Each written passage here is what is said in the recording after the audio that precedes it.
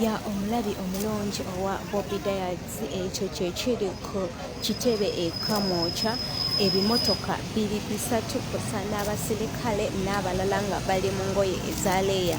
Simanyi kiki kigenda mu maaso naye nga kamwokya mu njogera ennyangu eri under attack.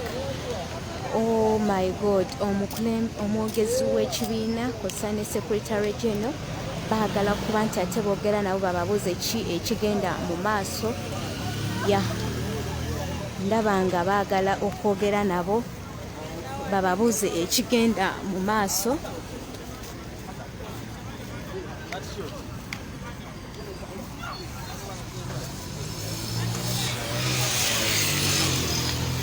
Omwogezi w'ekibiina Joel Senyonyi ali mu kwogera nabo ate ababuuze ki ekigenda mu maaso.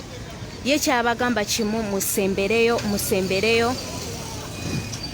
Oh my god.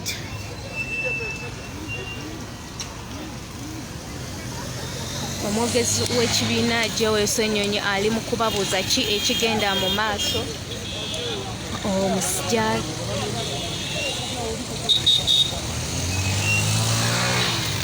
Omusirikale abagamba kimu, musembereyo. Eno embeera eriko kitebe ekamwokya. Oluvannyuma lw'okwogera nabo balinga nga abaagala okusimbula. Simanyi ki kigenda mu maaso. Gwe omulabi omulungi owa Bobi nyamba osharinge vidiyo eno. Simanyi kiki kigenda mu maaso. Basimbudde.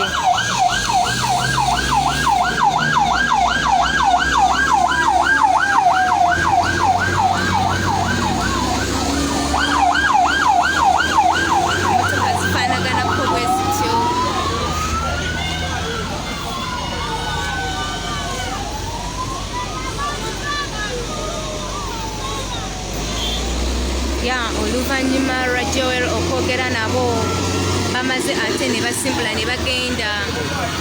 Naye nze kino muganda wange nkiyita kutiisatiisa bantu. Kino nkiyita kutiisatiisa bw'obanga wawangula nga abantu bakulonda.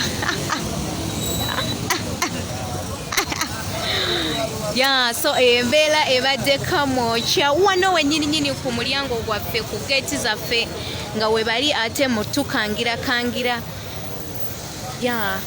Tubadde wano kamwokya, abasajja ne bavaayo n'ebimotoka byabwe 4.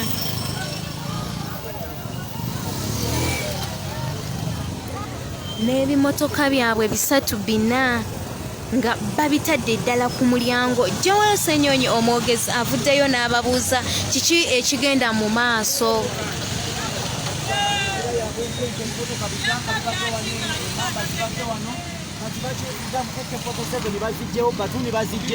Kati baleese emmotoka z'omuntalo, emmotoka ezirina okukuba ebizimbe, emmundu ezirina okwera nga zikuba mmotoka zino waazo ez'amagye.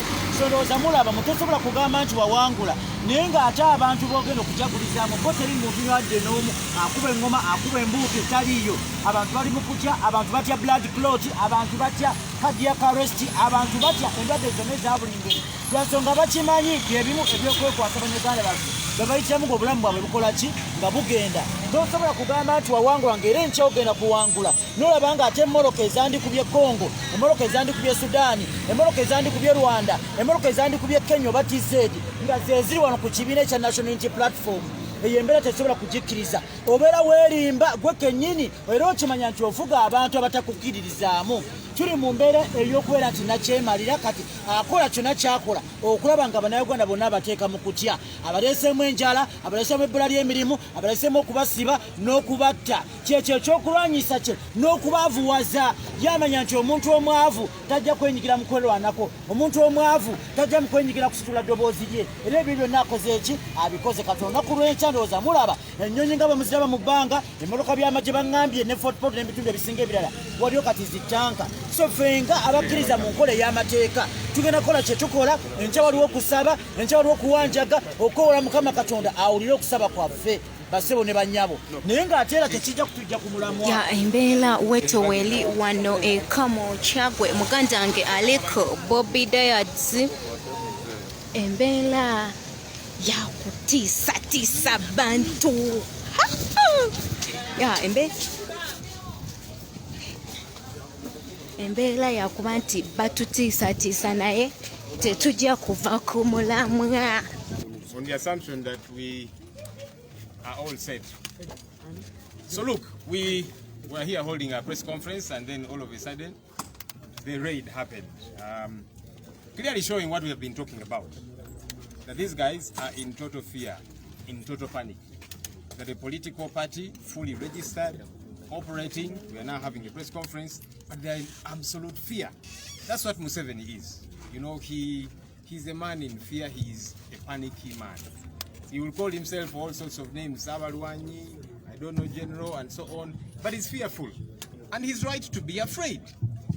Because like I said earlier on, you see, when you're eating something that you have stolen, you eat in panic, you don't settle.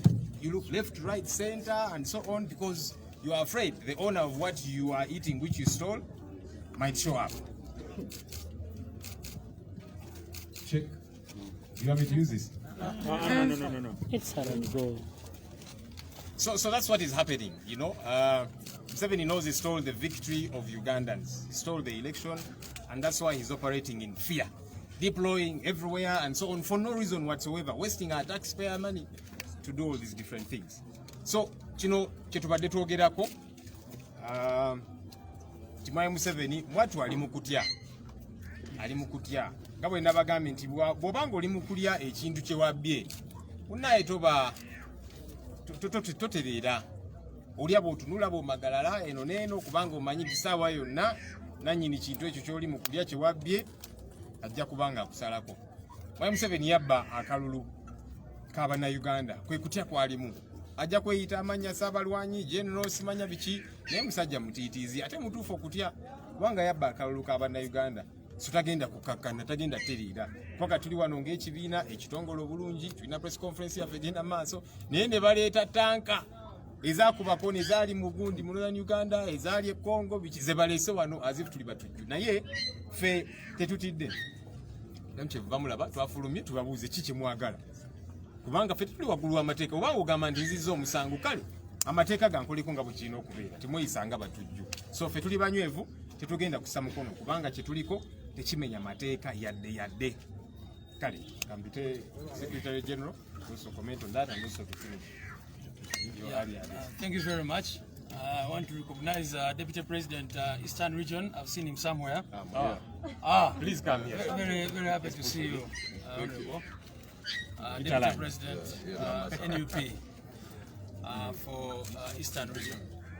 Now, as you can see, this is actually one of the things I was going to talk about, the levels of intimidation. Since yesterday, as I already communicated, over 100 people have been kidnapped and arrested. Those arrested include some of the comrades who you guys know. I mean, some may know, some may not know, but there's a lady called Olivia Lutaya. There's a gentleman called Zare, also known as Christopher Godi. There's one called Sanya. There's one councillor called Kamia Jafar. There's a sheriff. Some of these are just, videographers. Others run, video libraries and that kind of thing. Even here in Kamocha, they came and arrested people just indiscriminately. Those they were finding, going about their normal business, were arrested and taken away. So this is what you're talking about, the state of fear, the state of intimidation. And it is very unfortunate, of course, that someone can claim to have won an election, and this is how they behave. What kind of celebration is this? What are they? They are, carrying brand new guns.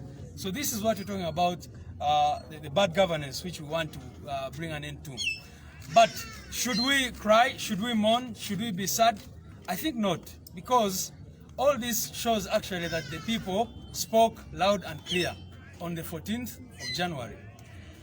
This intimidation is just not directed at us. It actually shows that General Museveni and his people are extremely intimidated. That is why they are doing what they are doing. So the citizens of this country need to be empowered, need to feel very delighted. The citizens of Uganda need to rejoice because where we are headed is a clear sign of victory, because these people are in total panic. So we should work hard and make sure that we bring an end to this dictatorship, which I am certain we are going to bring an end to. So we have information that they are planning to raid homes of our leaders. As Comrade Joel said, the home of our leader is still surrounded by the military and police. Other leaders have also been threatened and attacked and all that. But we are not giving up. Like our president said a few days ago, the President Museveni wa General Museveni alowooza agenda kweraiza naye ali mu kwesudia. Kitegeeza kyekyo nti Bannayuganda anytime baja claiminga entebe yaabwe kubanga it belongs to them. Thank you very much. Anytime now. Italand. Sorry.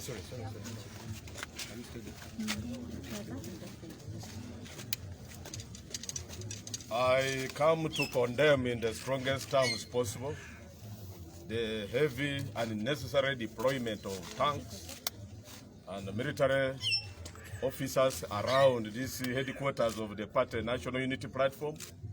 When the activity that we are conducting here is peaceful, it's not even a demonstration. But we have declared that tomorrow will be a day of prayer and fasting. And it's not a sign of cowardice. It's not even surrender. We are only turning to God, the Almighty, to cry to Him for the lost and stolen victory which we are claiming. And look at the dictatorship here, and the dictator himself, hiding behind veneers of respectability. You look at the swearing-in functions. He has held so many of them. He has always handed power to himself severally, almost 7 times now, holding regular elections. These are mere veneers of democracy, democratic pretensions, but it is to sanitize the military junta, military rule. You can see what has happened today is just a demonstration by word and deed that what we are under is a military junta. If today and right now you visit the home of the Honorable Robert Chakulanyi, it is a barracks. He is under siege. He has actually been besieged by all thousands and hundreds of army men. So we are here to say tomorrow we shall gather, and we are actually calling upon, this is a clarion call that we are making to our supporters all over this country, even those that are in the diaspora, that we stand together in solidarity to declare this fasting and prayer as a formidable weapon to beseech God to do the needful. Because with God anything is possible. Someone can collapse dead, however powerful he may be. We have not behaved like Samson, but we were pricked to anger. You know, Samson eventually had to bring down everything, including his own life. But we are about to be pricked to that extent. Our prayer is that tomorrow is to be observed as a day of prayer and fasting, beseeching God, like it were in the Bible days, like it were even in the Quran days, whenever a people were oppressed, like we are now in Uganda under bondage, they would turn to God. And that's what we have done. Not as a land of last resort, but we know what will come next. Thank you very much. Okay, thank you. Yeah, assalamu alaikum wa rahmatullahi wa barakatuh. Situation ibadde kamoja omusajja alese ebimotoka ala wakibalu. Omusajja alese ebimotoka bisatu nabipakinga awo kugundi yafe ku kitebe kyaffe kamoja budde ekiseera kibadde kya bunkenke nnyo naye oluvannyuma omwogezi kosa ne secretary general w'ekibiina David Lewis kosa ne omwogezi Joel Senyonyi bagenze ne boogera nabo ne bababuza ki ekigenda mu maaso awo nga babagubawo bwe babagamba gawe olumaze ne bateesaganya ndowooza ne batya nga bannamawulire bonna tubaddewo nga 40 bannamawulire ne tubateekamu kamera ne tubabuuza ddala kiki kye mukola wano okitegeera oluvannyuma abadde abatwala ow'amagye waabwe abadde abatwala n'abagamba musimbule tuve wano. So kyekyo kyensobola baganda bange naye nga kyensobola bagamba nti kuno kutya justifia bw'obanga walayira ng'abantu bakulonda lwanki otekawo embeera y'okutya bakubamu akafaananyi n'endowooza nti singa ddala Bobi Wine yabadde alayira olunaku olw'enkya bino byonna byandibaddewo. Nedda tebyandibaddewo kuba abantu bamulonda, abantu bandibadde mu ssanyu lyabwe n'abantu bali mu kutya, bantu balaba bimamba, abantu balaba ki. Naye nga kyensobola bajjukiza enkya waliwo okusaba wano e Kamwokya era nga balangiridde olunaku lw'okusiiba n'okusaba. So banange musobola okuba nga ate mutwegattako wano e Kamwokya ku ssaawa 3 tujja tutandise bulungi nnyo, tutandike okusaba n'okusiiba. Nja kubaawo ku live nga mbawa buli kimu mwe baganda bange abali mu diaspora, nja baawo nga mbawa buli kimu kyonna kye mwagala okulaba ekinaaba kitekinga place. Nja kubanga nkibalaga live mwe abali e Uganda, bakansala, ba honorables, ba meya babasabye mujje mubeegatteko. So yeyo ensonga eriwo essaawa zino, naye ng'okutya kungi nyongera okujjukiza abaganda bange aba foot soldiers bambi mwebereremu ddala, mbegayiridde ba foot soldiers abalungi twebereremu. Oba olabe wantu nga toli safe, please vaawo. Bakyali bafe abasinga obungi be batuwaayo. Bw'oba omulaba nga osobola obutamubuulira nnyo w'osula nakino ekirala, osobola obutamubuulira ate obanga wobadde osula bamanyiwo, osobola okugenda ate n'osulako ewalala. Sisobola va wano nga sibejjukiza ku subscribinga YouTube channel yange eya Bobi Diehard Yugi ku YouTube. Mu subscribinga YouTube channel yaffe eyo, buli kimu kyonna mujaba mugisangayo ate mubeere nga mweyongera okukiraba. Embeera bwetyo webadde wano, tubadde just mu press conference ng'aboogerako ebyo ebigenda mu maaso ewaka ewa pulezidenti waffe. Takyasobola kufuluma yadde okuyingira, amagye go gasazeeko, ne woba munnamawulire ng'ogenzeeyo era naawe tebakukkiriza. Waliwo mbuza dressing code tugenda kwambala black ya jangu nga oli mu black olunaku olw'enkya. Waliwo yabadde agambye red nedda mukwano, lunaku lwa kusaba, lunaku lwa kunakuwala, tewali kitwambaza red ya lunaku lwa kunakuwala, lunaku lwa kwegayirira Katonda, tugenda batwambadde black. Assalamu alaikum warahmatullahi wabarakatuh. Empozi yidi bannange mwebale kusiiba kyembadde sogeddeeko, mwebale kusiiba mikwano gyange. Tusaba Allah w'ekitiibwa ate akkirize okusiba kwaffe atuweemu empeera. Assalamu alaikum warahmatullahi wabarakatuh.